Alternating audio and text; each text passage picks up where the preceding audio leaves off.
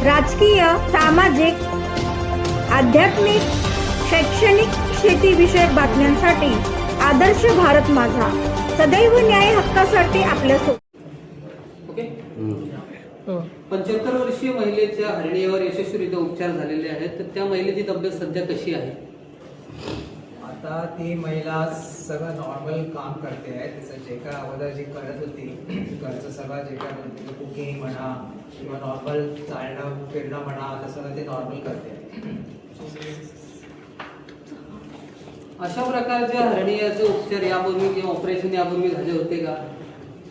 इथे एवढ्या मोठ्या डिफेक्टचा म्हणजे एवढा जो साईज होती एवढ्या साईजचा कुठेच इथे नवी मुंबईला झालेला नाही आहे. म्हणजे हे जे 18-20 सेंटीमीटरचा जो गॅप होता आणि जी आतडी पूर्णच्या पूर्ण बाहेर होती असल्या साईजची हर्निया सर्जरी कुठे झालेली नाही आहे. साधारणतः हा जो हर्निया प्रकार आहे हा कशामुळे होतो आणि ती जी महिला आपल्याकडे आली ही कुठून आली होती आणि तिच्यावर कशा प्रकारे उपचार केले? ही पेणवरून आलेली. तिचं अगोदर अलिबागला आणि दुसऱ्या त्याच्या अगोदर अजून एक ठिकाणी ऑपरेशन झालेलं होतं आणि ती नंतर मग आमच्याकडे ओळखीने आलेली होती. तर आम्ही तिला सगळं एक्सप्लेन केलं अगोदर. याचं मेन कारण असतं की स्नायू कमजोर होतात. जसं वय वाढतं तसं स्नायू कमजोर होतात किंवा मग अगोदरची जी शस्त्रक्रिया झालेली असावी अगोदर त्याच्या कारणाने जसं ते स्नायू वेगळे होऊन जातात आणि जसं सरांनी सांगितलेलं की स्नायू असे बाजूला खेचले जातात. त्याच्यामुळे थोडा जरी गॅप असेल मध्ये आणि जर पेशंटने जर काळजी घेतली नसेल त्यावेळेला ट्रीटमेंट घेतली नसेल तर ती गॅप तो वाढत जातो. जो डिफेक्ट असतो तो वाढत जातो आणि हळूहळू तो जास्त होतो.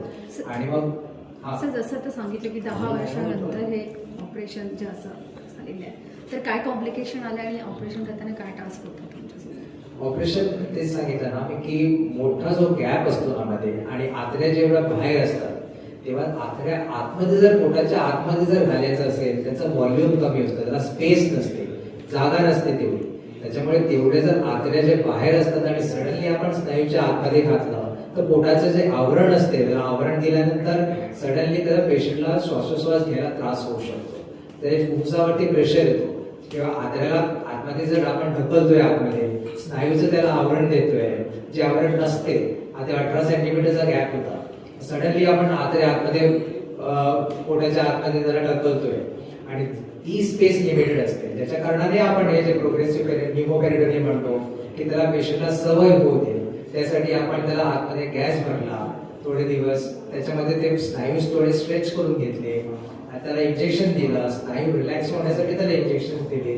हे जे सगळ्या गोष्टी आहेत त्याच्यासाठी आपल्याला हे प्रिपरेशन लागतं. आपण जर समजा म्हटलं की आत्ताच आपण डायरेक्टली ऑपरेशन करणं असं नाही होत कारण ते फेल झालं. तसं त्या लोकांनी अगोदर केलेलं होतं त्याच्यामुळे ते पेशंट परत होत होतं.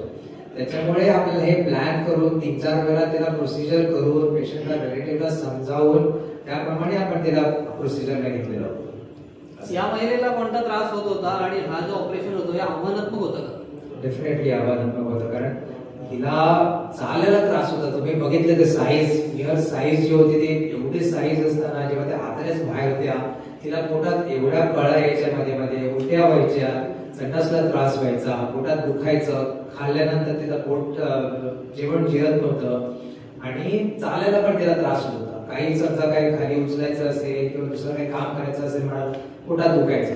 त्याच्यामुळे पण तिला जेव्हा आपण आपल्याकडे आणलं त्यांना आम्ही सगळं समजावलं की असं आहे की एका वेळेचा प्रोसिजर नाही आहे कारण एवढा मोठा गॅप आहे. जेव्हा आपण सिटी स्कॅन केला तेव्हा आपल्याला समजलं की 18 सेंटीमीटरचा जो गॅप आहे तुम्ही विचार करा 18 सेंटीमीटर तेवढा गॅप होता त्याच्यामधून ती आतड्या पूर्ण बाहेर आल्या. हर्नियाची जी साईज होती जवळजवळ ते पोटाची साईजच बघितलं ना तुम्ही जवळजवळ 30-40 सेंटीमीटरची तेवढी ती जागा होती जी आतमध्ये पूर्ण आतड्या बाहेर होत्या, पोटाच्या बाहेर होत्या ऍक्च्युअली. आणि तो तेवढा 30-40 सेंटीमीटरचा जो आतड्याचा जो घेर होता तो पूर्ण पोटाच्या आतमध्ये घालायला तेवढा व्हॉल्यूम पाहिजे कारण पोटाची साईज शेवटी कसं असतं आपलं आता समजा प्रेग्नंट लेडी आहे ते तिचं युट्रस हळूहळू वाढतं तेव्हा जेव्हा ते हळूहळू वाढतं तेव्हा आपल्याला स्पेस तयार होते, स्किन स्ट्रेच होते. जवळजवळ हळूहळू जसं होतं तर स्किन स्ट्रेच होतात पण ते स्नायू पण तसे स्ट्रेच होतात. आता प्रेग्नन्सीमध्ये काय होतं की सगळे स्नायू असे पूर्ण वेगळे होत जातात. तसंच तिचं झालेलं की ते स्नायू पूर्ण साईडला गेलेले होते आणि मध्ये जो गॅप होता तो 18-20 सेंटीमीटरचा गॅप होता आणि त्याच्यामध्ये फक्त चामडी होती. आतड्याच्या वरती जे त्याचं आवरण होतं फक्त चामडीचं होतं, स्नायू बिलकुल नव्हते. शस्त्रक्रियेपूर्वी तिला ज्या वेदना होत होत्या त्या शस्त्रक्रियेनंतर काय त्यात फरक पडला का? पूर्ण शून्य. तिचं आणि नातेवाईकांचं काय म्हणणं आहे? ती एकदम खुश आहे, ती एकदम हसत हसत गेली आणि ती आता म्हणते की मला सगळं आता नॉर्मल तिचं काम ती घरचं करू शकते, ती अगोदर करत नव्हती. आता तिचं जेवणाचं तिची ॲपेटाईट पण वाढलेली आहे, भूक पण वाढलेली आहे, जेणेकरून ते सगळं नॉर्मल खाते आहे, तिचं मोशन्स पण नॉर्मल होते आहे, शौचालय पण नॉर्मल होते तिचं, त्याच्यामध्ये आता एकदम खुश आहे. यापूर्वी झालेल्या शस्त्रक्रिया पाहता पेशंटचा वेळ गेला, त्रास, पैसा वाया गेला आणि एकूणच मेडिकवर टीमच्या माध्यमातून कशा प्रकारचा उपचार राहिला, जनतेला कशा प्रकारचा आव्हान राहिला? आम्ही तिला योजनेद्वारे आम्ही तिचं ऑपरेशन केलेलं आहे. पेशंटकडून एकही पैसा आम्ही घेतलेला नाहीये. तिला विनामूल्य तिचं पूर्ण ऑपरेशन झालेलं आहे. जे काय आपण 3-4 वेळा तिला ऍडमिट केलं, प्रत्येक वेळा तिला पेशंटकडून एकही आपण पैसा घेतलेला नाहीये. सगळं या सेंटर हेडनी आणि सरांनी एवढी मदत केली की सगळंच्या सगळं तिला विनामूल्य झालं आणि त्याच्यासाठी पण पेशंट एकदम खुश होता. त्यांना कुठलेही कारण ते जसं सांगितलं मी इंजेक्शनची कॉस्टच एवढी होती, एवढे महागातले इंजेक्शन होते, तिला ती एवढी अफोर्डिंग होती की एवढी तिला दुसरीकडे पण ती गेली असती तर तिचं जवळजवळ 4-5 लाखाचा खर्च आला असता. आम्ही तिला पूर्ण फ्रीमध्ये करून दिलेले.